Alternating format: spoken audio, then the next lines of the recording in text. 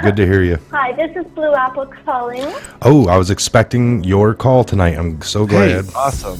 So today, the Daily Mail came out with an article about Jeffrey Epstein being arrested, and in the article it says the documents that will be unsealed are from a defamation case that was settled after Epstein entered a guilty plea, guilty to a single charge of soliciting and procuring a person under the age of 18 for prostitution. So that's the case that he was found guilty of for one victim, right? So he went to jail. Mm-hmm. Well, records in the defamation case contain descriptions of sexual abuse by Epstein, along with new allegations of sexual abuse, new allegations by numerous prominent American politicians, powerful business executives, foreign presidents, and a well-known prime minister and other world leaders.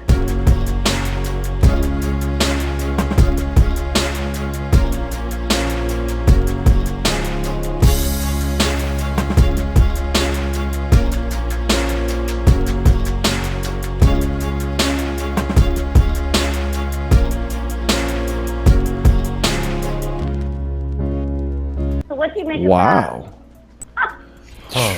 Wow. I think wow. the prime minister is Justin Trudeau.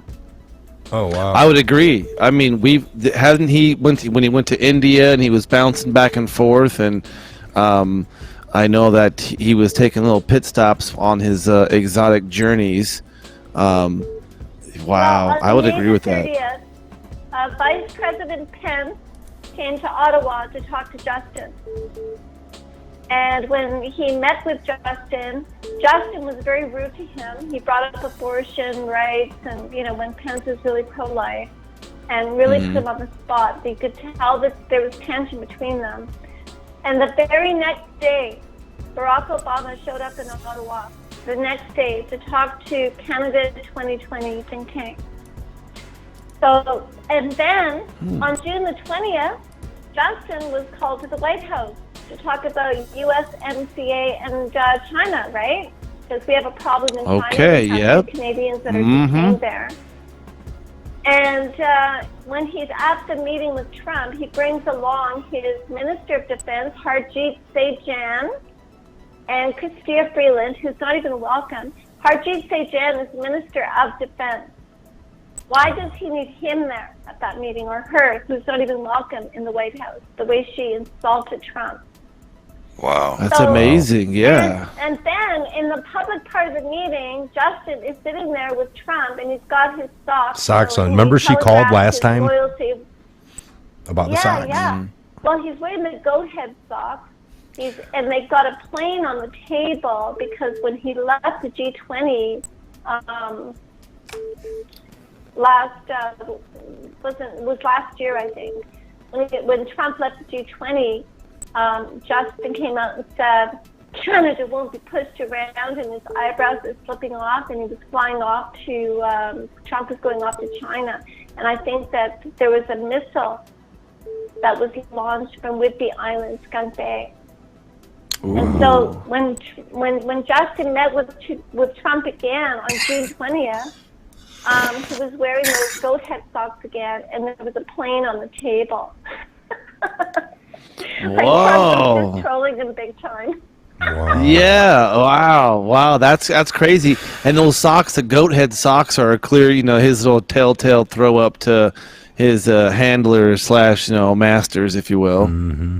You know it. Well, Justin has very deep ties to Nexium, right? To Keith Rainier and Claire Bronfman, because Claire's cousin, Stephen Bronfman, was his campaign manager, who also, by the way, has ties to Dan Girdler, who was in the annex of the Human Trafficking Executive Order of December 21st, 2018 that Trump made.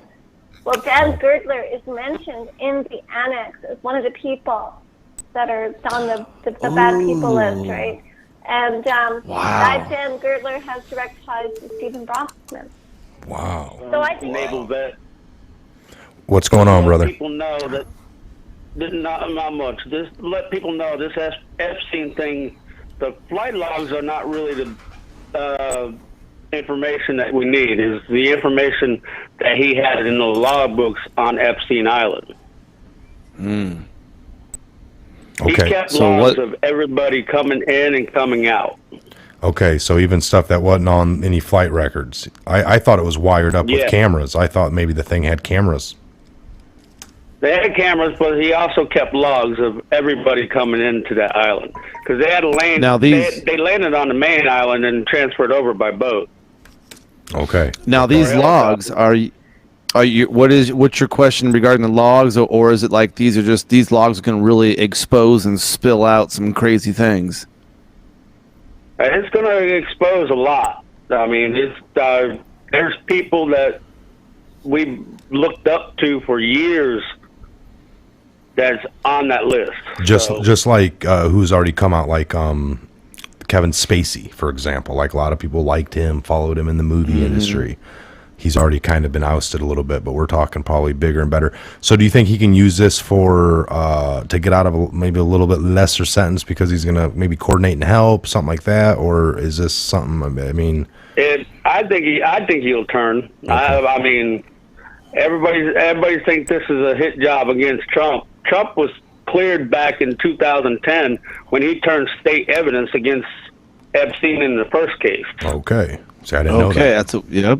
All right. We were nice, wondering, nice. I mean, so we didn't know the extent of any friendships, but again, you know, so, all right.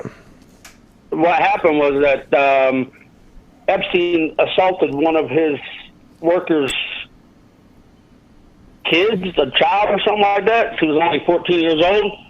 And Trump banned him from every club or property that Trump has. So, Okay. I mean, that is common knowledge. And then turn around when they arrested Epstein for the first case, Trump told the story and turned state evidence against him. So, Oh, wow. I mean, And Trump, a couple weeks ago, I can't remember, an interview, he said he was not going to, things weren't looking good. I think he was questioned about Epstein. He's like, it doesn't look good for Epstein and friends, is all he said 2 weeks ago. Hey, but what does Trump know, right? Yeah. You know, what does Trump know? yeah, I mean, remember what Q also said about who was taking the picture. I mean, I just asked that today. Yeah. We were talking about that today. It's like, well, wait a minute. It's all nice and looking good when you look at it, but who's on the 6 of that camera? You know? Yeah. Yep. I mean, they show a picture even farther back that has another guy with a bald top head, dark gray hair, or not dark gray hair, but white hair. I mean, from the back, it almost looks like Bernie Sanders, but Oh, wow. I'll have to laugh You're at right. that, but- You're right. No, I remember that. All right. So in your best, by the way, thank you for your service, brother. Yes. Thank you for your service. Yep. Four of us vets are here now. Real awesome. quick, what do you think this is going to lead to? Do you think it's the floodgates? It's just the tip of the iceberg. This is just the beginning of the end for all this coming up for some of the, I mean, is it going to be 2/3 of Congress wiped out from the connections?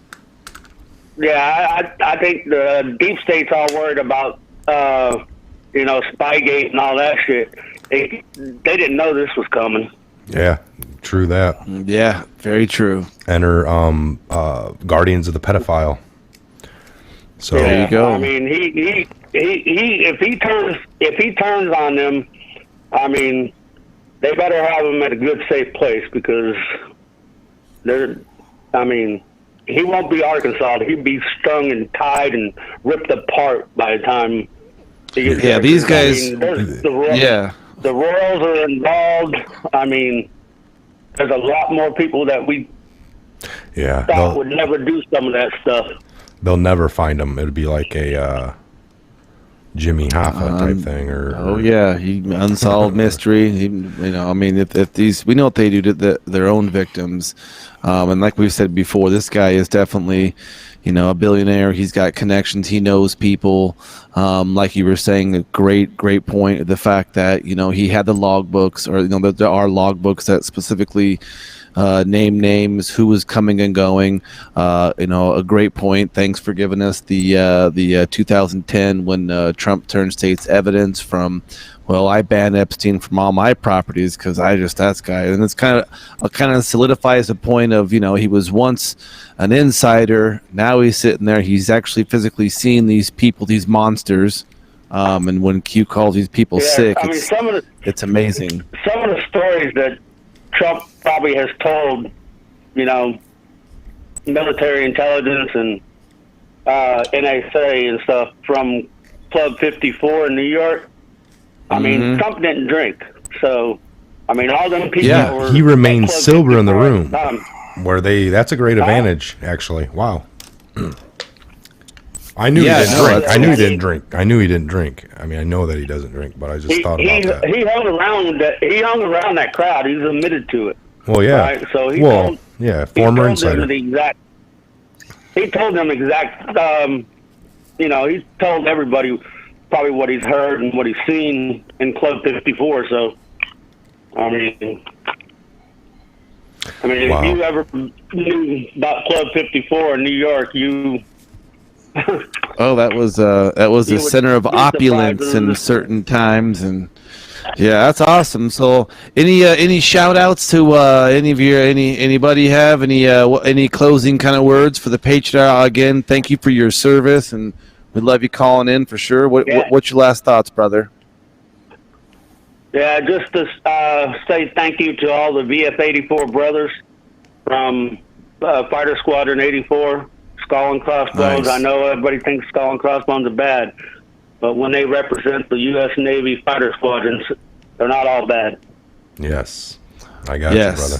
Yes, awesome for sure. We keep on track. I had those. I had that squadron attached to my ship at one point. I think on my 2000 deployment, we had that squadron. Fantastic. I was out of Norfolk, Virginia. I think they were. The squadron was out of NAS Oceana. That's what I meant. Oceana. Yep. They disbanded that squadron in 2003 or 6. Okay. Yep. I think 3. And then VF 103 sluggers took over the call signs and they always carried around that. They always carried around that skull and crossbone like in a locker or what was it? A little like a glass case. Yeah, glass case. Mm-hmm. Awesome. It's supposed to be Ensign Ernie's skull and bones from an ensign during World War II that crashed, and when he was going down, he said, "Remember the Jolly Rogers." So yes. All right, brother. Well, we appreciate it. Thanks for calling in, and call back anytime. And thanks for all the info. I got tons of stuff written down, and we appreciate it. Thank you. We'll talk to you soon. Thank you very much. Thank you very much. God bless. God bless. Yes, right. Sir. All right. So Donald Trump, Studio 54. He was never on the dance floor, but he was there. Yeah. He was listening. He's always been sober-minded. He doesn't smoke, doesn't drink. I think I heard him May say at one point in time, even no TVs or electronic devices in the house. That's more recently. Kids. Yeah. So I think that's something to think about. Somebody who keeps a sober mind, who's vigilant. You made a good point. That last call, Mike, when you said that somebody who is the sober person in the room is like in the land. I say like in the land of the blind. It's the one-eyed man that's king. We can all take that down to our own level. I mean, you go walk into a room and you're the only sober person. I mean, you see you get lack lots out of people sometimes too. People get people, different people, right? We know the these are emotionally drunk, flexible, the emotional drunk. I mean, you could. That's where the social engineering comes in. Yes. Yeah, you can throw. This guy. Okay, I go compliment him twice on his shirt and his shoes. Then he's going to give me everything I need to know for the next 2 weeks on this and that dirt. Blah, blah, blah, blah. Yeah, I mean, and if you're good at that, you can work the room and leave there with. I mean, We know Trump wrote that book in 99, all of 99, couple months of 99, released it in January 2000, and said, then we get a guy named Osama who's going to bomb a building with a plane, then go back to his home in Afghanistan, crawl under some rock. And that laid out the whole story that didn't even take place for 19 more months. And we'll move on to the next guy we call a terrorist. Who was that?